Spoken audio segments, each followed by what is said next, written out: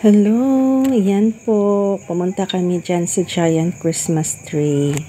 Sobrang laki po.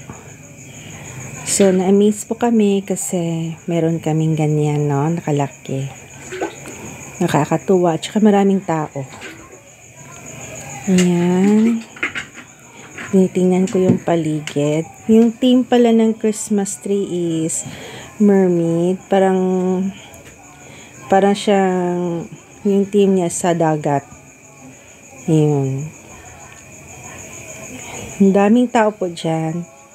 In fact, pumupunta pa kami dyan sa loob ng Christmas tree. No?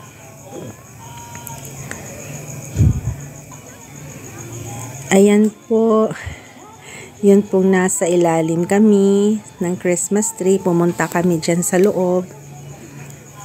So, mapifeel mo talaga yung laki.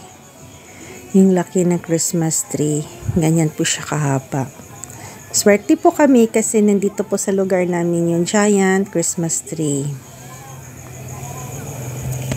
Tapos, pumunta kami sa tuktok dyan kasi makikita namin completely yung Christmas tree as a background. Medyo may munting burol dyan na aakyatin mo din. Tapos may mga decorations din sila ng mga iba't ibang design.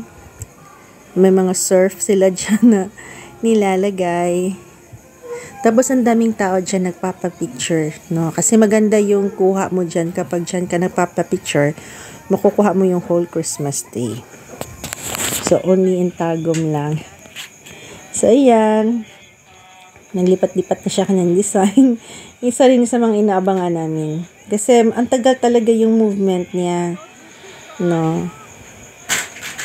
Nakakatuwa po. So yan.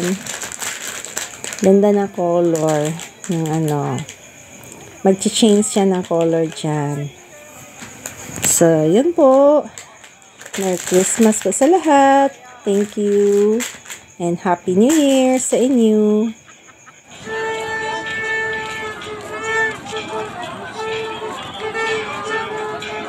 Bawa kayo sa din.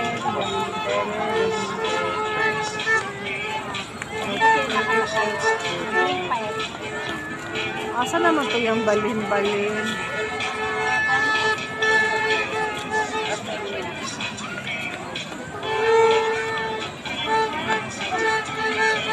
Ay, wala na yung balin-balin.